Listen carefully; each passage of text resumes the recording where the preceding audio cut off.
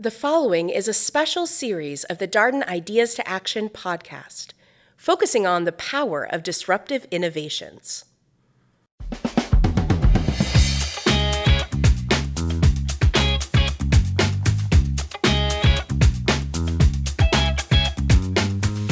Good Disruption, a lively discussion between UVA Darden School of Business professors Yael Grushka-Cocaine and Mike Lennox on cutting-edge technologies and practices that are challenging the status quo.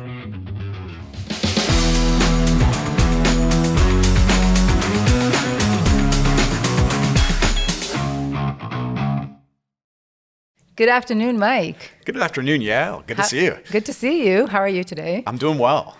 I'm curious, how did you get to work today? I drove an electric vehicle, one of the Teslas. Yes, I've noticed that you are one of several faculty members here at Darden that has a Tesla. Can you tell me a little bit? I'm curious, how long have you had it and do you like it? So I was one of those people that when they announced the Model 3 from Tesla, I put my name in right away. And within the first 48 hours, I was already number 250,000 on the list. And then had to wait 2 years to finally get it. So I've had it for now a couple years and just absolutely love it. Absolutely love it. What made you so excited to get it from the get-go? It seems like you were a pretty fast adopter and an early adopter. What was it about it that got you excited? So it kind of appeals to like the two things that I love, right? One is I love technology, I love digitization, and I'm concerned very much about sustainability issues. So this kind of hit me on both spots here. I cared about the environmental impact, and I cared about the kind of cool new technology that it represented.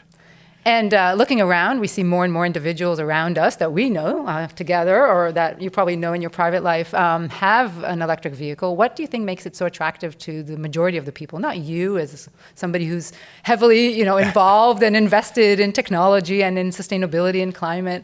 Just for the average individual, what is the exciting thing there? Yeah, I mean, as you can tell, I'm a fanboy of these things. And what's I think makes them so exciting is the performance advantages beyond the environmental benefits and the like here. So let me just name a few here, right? Okay, so good. you've probably heard of the acceleration. I mean, incredibly fast off the line. I'm a fast driver. Don't get me excited about that. That sounds a little bit dangerous to me, no? I always say you don't get pulled over for accelerating. You only get pulled over for speeding. So Okay, getting up to speed, you can do that as quickly as you want. Because it has a battery stack in the base, it actually has great handling because you have the weight, low center of gravity for the car.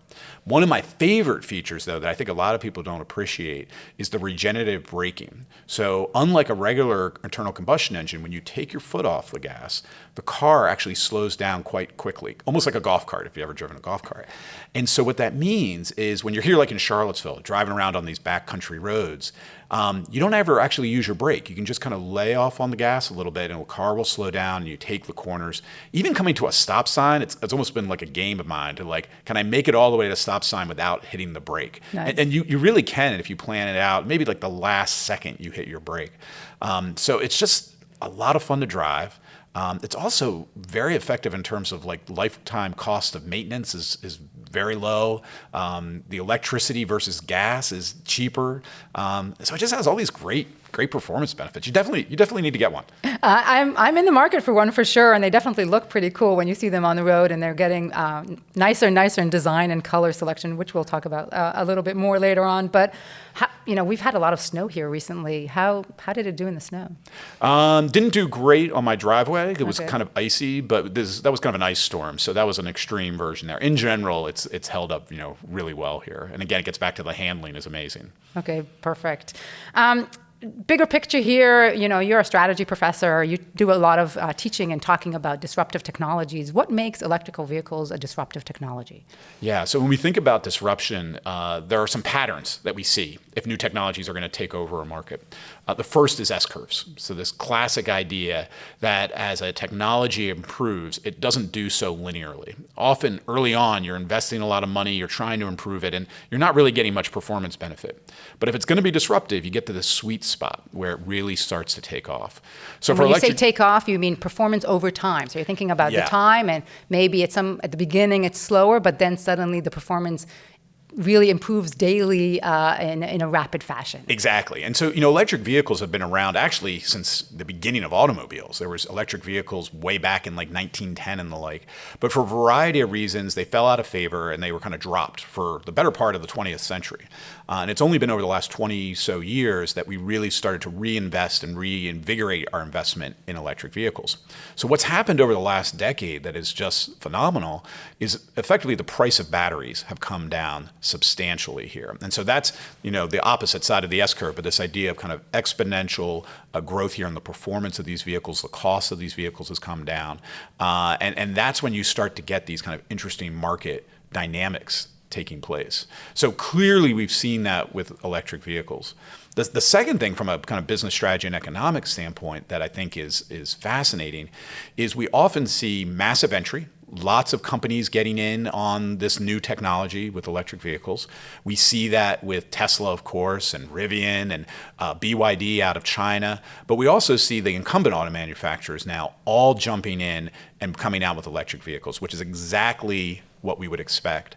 The next phase, my guess, is what we're going to see is what we call a shakeout, where increased competition and some companies aren't going to make it. And that, again, is just part of the natural process of disruption. So if you start reading the tea leaves, this is an industry and a technology that seems to be getting into that really sweet spot of disruption that we would expect to see.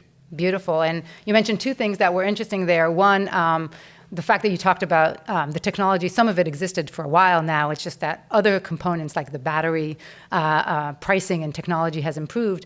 AI and the industry of AI, a lot of the methods and the statistics behind it is not new, but we didn't have the computer power or the data to utilize it. Now that the time is right and everything is coming together, we're seeing an explosion in AI and machine learning, but some of the methods are not that new. And so the idea that a technology that we've been waiting for a while to benefit from and to really ride the wave now is its heyday in front of us. Exactly. And then, I always say, it seems like technology isn't going to come until it does, right? And it tends to happen quicker than most people estimate at the end of the day. And the seeds were there for a while. And another thing you mentioned that I had kind of been thinking about is a lot of companies, car manufacturers that we all know and familiar with, they were kind of playing it safe or maybe not making too many bold commitments around entering into this market. And now they're coming out with statements almost every day.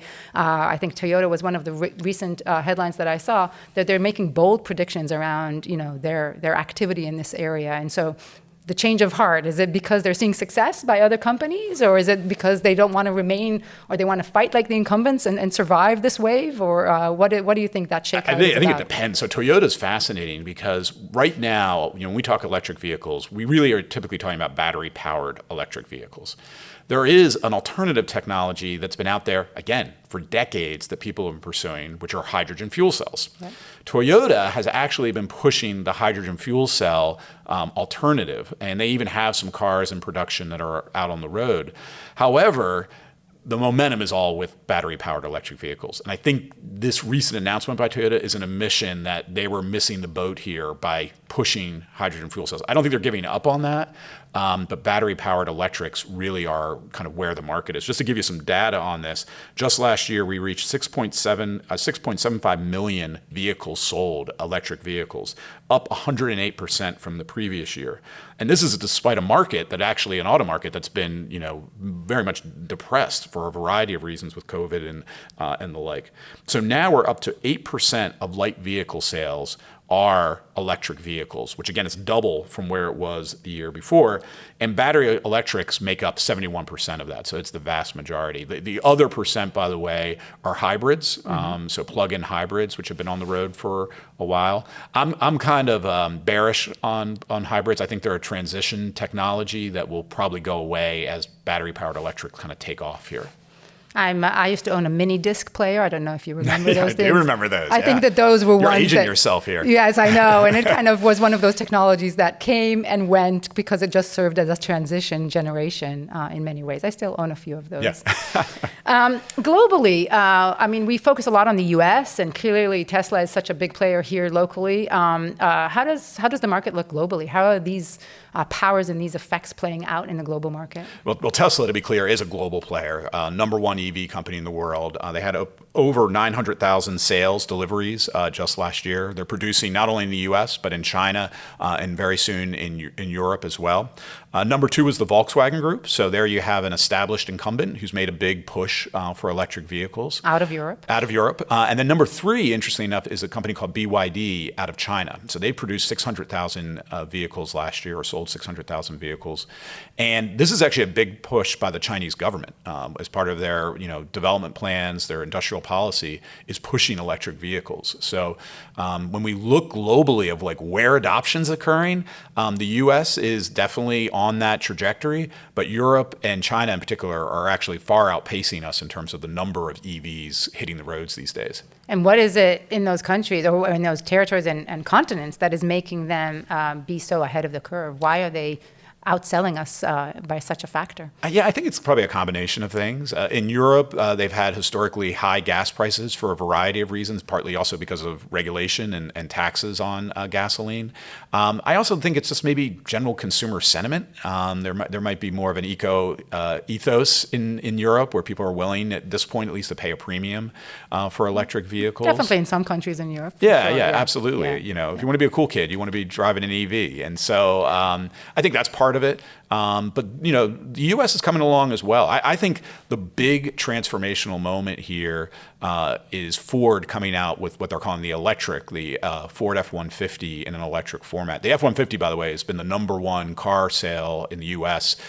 For decades now. And so that one coming out with electric could be that kind of tipping point where people really see like, oh, these are worthwhile. This is the benefit that we get out of EVs. It's the iPhone moment. It might be the iPhone EVs. moment. Yeah, exactly. Well, with all disruptions, there's also some bad sides or negative components and fallouts from it. So what do you see as some things for us to be concerned about with this disruption? Yeah, I mean, the thing you hear a lot about is, this requires a lot of electricity. And in the U.S., for example, if we electrify our entire fleet of vehicles, it probably means something close to like a 50% increase in the amount of electricity generated to power those cars. So that's going to cause a disruption there. And the disruption we're seeing with renewable energy and electric utilities, that's going to be part of this story. The other piece that I think is kind of fascinating is if, in fact, we see a massive adoption in these electric vehicles, and I'm optimistic. I'm actually one of those who believes that by the end of this decade, by 2030, the vast majority of new car sales are going to be electric vehicles. That's going to significantly reduce the demand for gasoline and oil. What does that mean? Well, that means we're probably moving into an era of very low prices for oil. Our global oil market works in a way that, there are more expensive ways to extract than others. So there are places like the tar sands in Canada that one could argue already aren't profitable given current oil prices. Fracking in the U.S., I would be wary that as these prices come down, the fracking industry is going to really suffer here in the U.S. And so there's going to be disruptions through kind of our global energy industry here as these trajectories with electrification of vehicles take place. The other piece I would emphasize is batteries. They sometimes have nasty stuff in them, like cobalt, which comes from areas of the world where perhaps the mining of it is not done in the most ethical way. There's issues with disposal of the batteries at end of life, which we always have to deal with batteries. We do, and we have to deal with our personal computers and our phones and the like now. There's again interesting innovations taking place to try to, like for example, remove cobalt from the batteries, to try to recycle batteries. One of the interesting things I've seen is the potential to use batteries from electric vehicles and use them for utilities as a backup storage device at the end of their life as a car battery. So I remain optimistic that those problems will kind of work themselves out as we kind of move forward here. And so as we think about maybe the business side of things, the Teslas, the Rivians of the world, and their role in thinking about the negativity or the spillover effects from this disruption, what do you think is on their mind? How are they preparing and how are they helping the market get to this revolution in the best possible way? Well, I think they're thinking about driving the future, but I actually want to bring in a guest, a friend of ours, friend of the programs, if you will, here to help us out, which is Adam Happel. Adam is a graduate of our Darden School of Business. Adam, I think the last time I saw you, we were at Tesla together, but you have now moved on from Tesla. They are too old and stodgy for you, and you are now at Rivian. So, Adam, let me welcome you to our podcast here, and just love to hear a little bit about, what are you up to these days? Yeah, thanks, Mike. Thanks, Ale, for having me on. Really happy to be here with you guys. And that's right. So I've been at Rivian for the last year and a half now, after spending, about 4 years with combined SolarCity and Tesla. So I've seen the EV market grow, particularly as it pertains to sort of that nexus between renewable energy and electric mobility. So now I'm over at Rivian, where I lead our consumer charging business. So basically, you need to charge your vehicle. 70, 80, 90% of electric vehicle owners charge at home. I oversee the business that sells our chargers and works to install them for our customers. And again, been here about a year and a half. It's been great. Let me ask you a question about the charging. My hot take is whenever somebody complains to me about how do you charge your vehicle, is that it's actually easy. If anything, it's harder to get gas from my car than it is to charge my vehicle, because at least I'm fortunate enough that have a driveway where I can plug the car in at night. So it's almost always a full tank. Am I thinking about this the right way, or are there problems that I'm missing here with the charging infrastructure? Yeah, that's exactly right. Most EV owners today do the majority of their charging at home or at work. So essentially, as you said, you can wake up every morning or leave the office every day with what's essentially a full charge. And that means no more stopping at gas stations, no more kind of thinking, do I have enough gas to get to where I'm going to get to the gas station? Essentially wake up and you've got whatever the range of your EV is, 200, 300 plus miles. So I don't have to worry about, Adam, I don't have to worry about what happens when my local gas station runs out of gas like it did last year. Exactly. And, we've all seen the long lines, and especially when things like storms are coming in, you guys are experiencing some winter weather lately, and there's runs on gasoline, things like that. Whereas it's much more advantageous to have an EV. And on top of that, the public infrastructure is growing really, really quickly today. So the availability of third-party networks or captive networks for the OEMs are just sort of getting bigger and bigger and bigger every year. What about the investments in infrastructure we're seeing, like here in the United States with the infrastructure bill? I imagine in other countries as well. How important are they for the eventual kind of diffusion here of EVs? Yeah, it's really important that we do build out really robust infrastructure. And it's for a couple of reasons. First of all, just for peace of mind. I think a lot of times the question that comes up on first-time EV buyers or drivers is, well, how do I charge? Where do I charge on the road? What's going on? As you get more and more experienced at driving your EV, you realize, hey, that's for very specific use cases, right? Long road trips, staying overnight at a hotel, maybe topping off when you're shopping or eating at a restaurant, but not necessarily the primary use of charging. Or it can be, right? And the more prevalent it is, if you live somewhere that you can't charge at home, the easier it is to charge on the road. So one is just peace of mind. Where it falls with who's responsible for doing that. I think one, it's great that we have infrastructure bills being passed where, as an example, in the US, right, there's incentives, possibly mandates to go ahead and install infrastructure. But really, when you look at the private networks that are already out there doing this, it's a business opportunity. And you have EVgo, Electrify America, ChargePoint, NLX, they're all out there doing this because they think it's a business opportunity. I love that point, because I think that's really important here, is that as we get these markets evolving, the rest of the market kind of steps in and helps make this transition occur here. It isn't just on the backs of the federal government that this will happen, that in fact, private entities are already stepping up and helping build out that infrastructure. That's right. And but I'm sure, Adam, that you also come across the skeptics, those people who don't think that it's actually going to continue to grow, that it will actually at some point truncate or reach a plateau. What is your reaction, or how do you respond to those folks who are more, a bit more hesitant, or more, they like their gasoline car and are devoted to it? Sure. Yeah. The joke is everyone has that uncle at Thanksgiving that's going to kind of throw a wrench in all of our plans and question all of that. So, there's a couple things that come up. I think one is just hesitancy to adopt new technology, and that's seen across the board for anything else, whether it's cell phones and then smartphones, whether it's I'm trying to think of a good new technology, probably adding air conditioning to your home, right? Like there's all kinds of things that we've seen that adoption curve that Mike, you were talking about earlier, that for some, it just requires lower cost, lower barrier to entry. Others, it requires, like in the world of electric vehicles, literally just getting behind the wheel and driving one.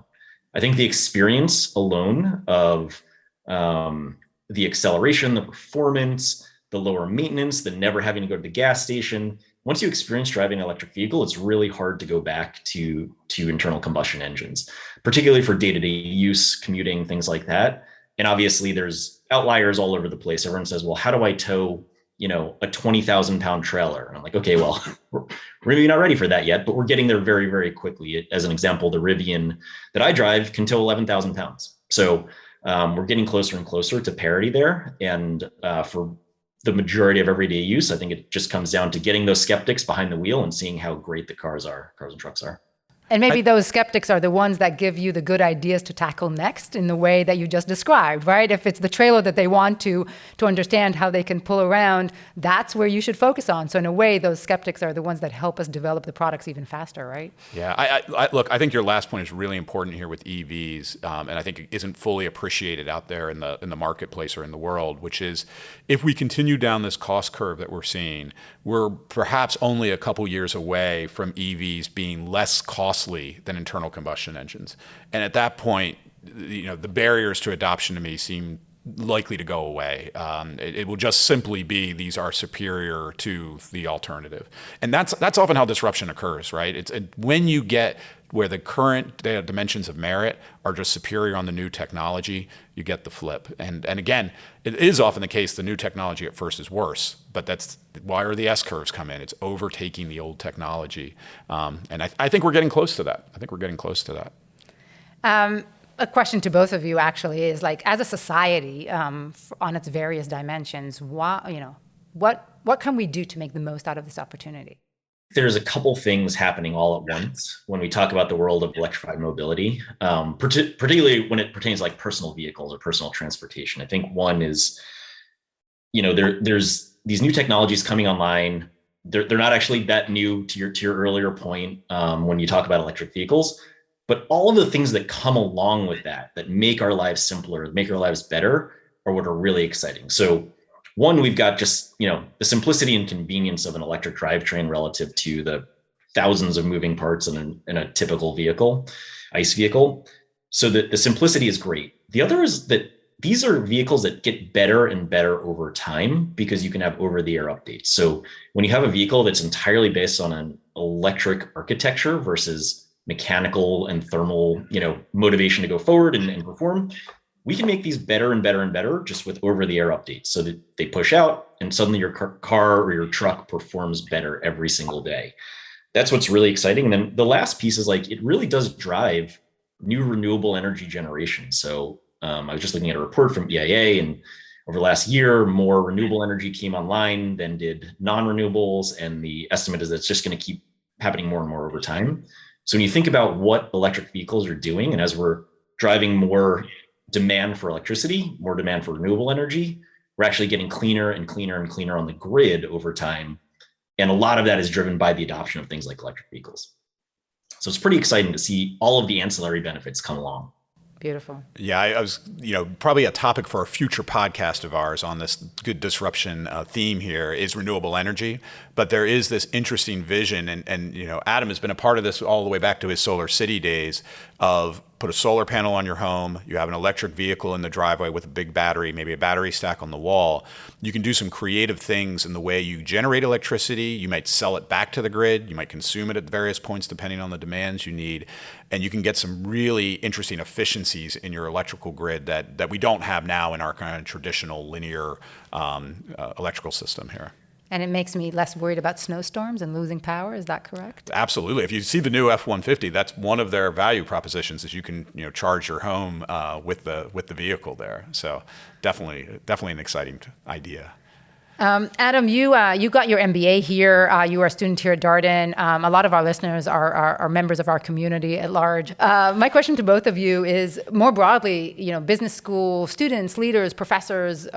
This is an industry, but it's an industry. Like, why should everybody care about the electric vehicle industry beyond just folks that are interested in the auto vehicle industry?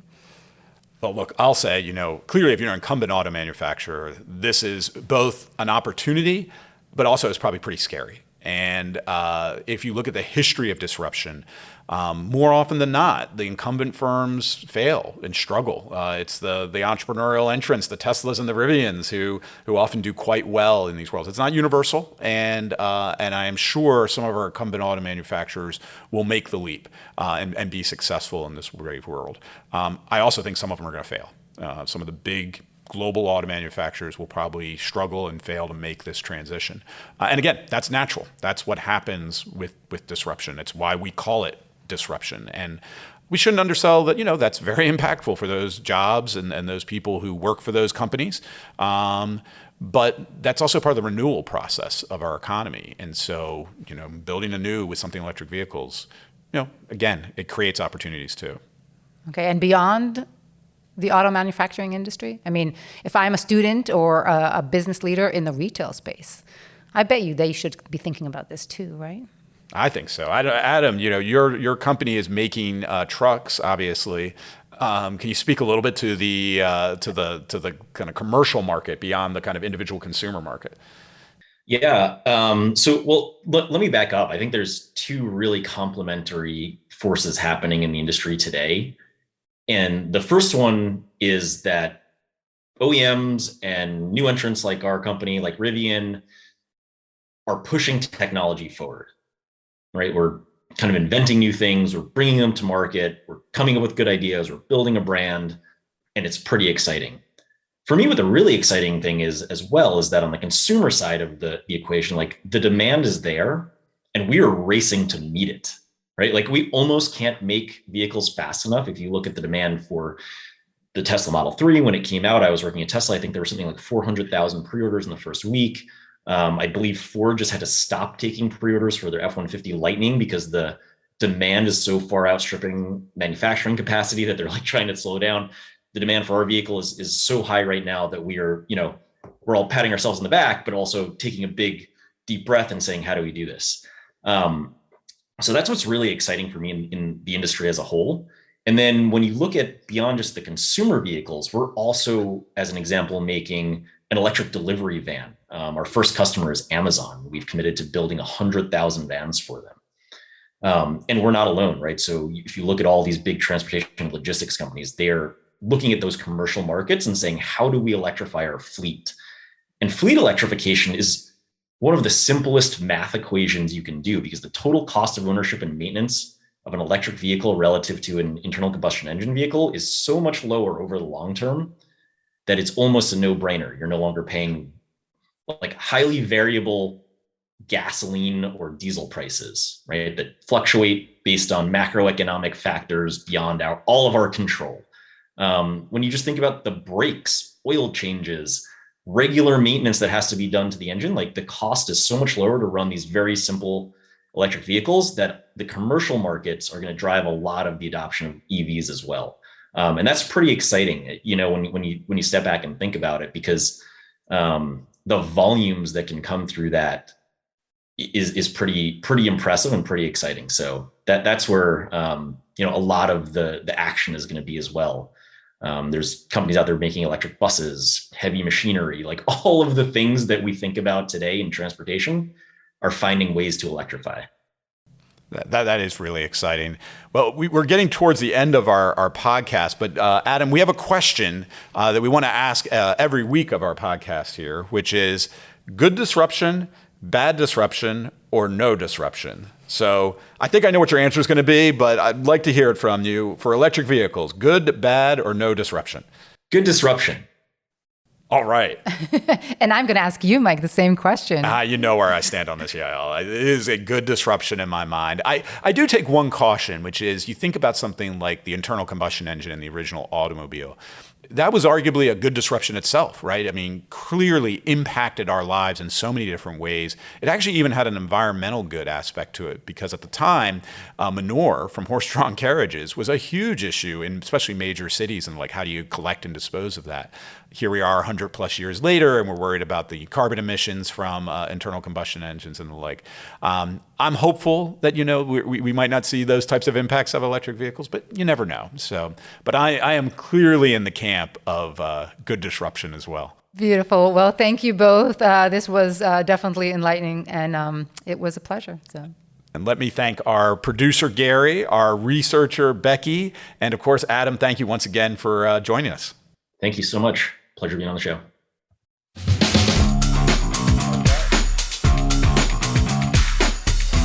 Good Disruption is a podcast from the University of Virginia Darden School of Business.